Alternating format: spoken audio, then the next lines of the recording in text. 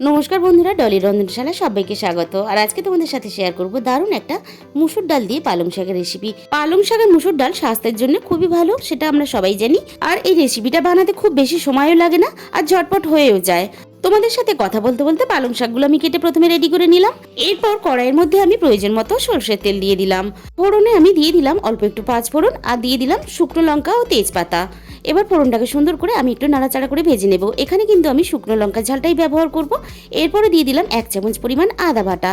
আদা বাটাটা ফোড়নের সাথে সুন্দর করে আমি ভেজে নেব। যখন সুন্দর একটা গন্ধ বেরিয়ে এসেছে, তখন আমি ধুয়ে রাখা মুসুর ডালগুলো দিয়ে দিলাম। এইভাবে মুসুর ডাল রান্না করলে দারুণ টেস্ট হয়, আর মুসুর ডালটাও কিন্তু তাড়াতাড়ি সিদ্ধও হয়ে যায়। দিয়ে দিলাম 1/2 চামচ পরিমাণ হলুদ গুঁড়ো, আর দিয়ে দিলাম 1 চামচ পরিমাণ ধনে গুঁড়ো, আর 1 চামচ পরিমাণ জিরের গুঁড়ো। এরপর আমি এখানে দিয়ে দেব কালারের জন্য অল্প একটু কাশ্মীরি লঙ্কার গুঁড়ো। এবার মশলার সাথেই আমি পালং শাকগুলো এখানে দিয়ে দিলাম। পালং শাকগুলো দেওয়ার পরে মশলার সাথে আমি খুব ভালোভাবে একটু নাড়াচাড়া করে নেব।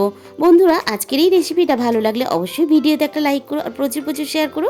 পালং শাক আর মুসুর ডালটা নাড়াচাড়া করে নিয়ে আমি দিয়ে দিলাম স্বাদ মতো লবণ। আর বন্ধুরা, আমার চ্যানেলটাকে সাবস্ক্রাইব করে পাশে থাকা বেল আইকনটা অল করে দিও, যাতে আমি কোনো নতুন রেসিপি আপলোড করলে সবার আগে তোমার কাছে পৌঁছায়। পালং শাকটা নাড়াচাড়া করে আমি মিনিট 5-এর জন্য ঢাকা দিয়ে দিলাম। মুসুর ডালটাও হালকা এখানে সিদ্ধ হয়ে এসেছে, আর পালং শাকটাও অনেকটা কমে গিয়েছে। এবার হালকা নাড়াচাড়া করে আমি গ্রেভির জন্য আমি প্রয়োজন মতো জল দিয়ে দিলাম। এবার সবকিছু একসাথে খুব ভালোভাবে মিশিয়ে দিয়ে ভালোভাবে সিদ্ধ হওয়ার জন্য এখানে ঢাকা দিয়ে দিলাম। মুসুর ডালটা কিন্তু এখানে খুব বেশি একেবারে গলিয়ে ফেলবে না, এইভাবে কিন্তু দানা দানা থাকবে, তবেই কিন্তু খেতে ভালো লাগবে। বন্ধুরা, তোমরা এইভাবে বানালে ভাত রুটি সবকিছুর সাথেই কিন্তু খেতে পারবে।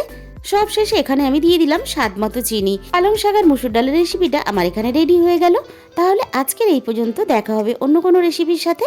আর তোমাদের মূল্যবান সময় দিয়ে আমার রেসিপিটা দেখার জন্য তোমাদেরকে অসংখ্য ধন্যবাদ।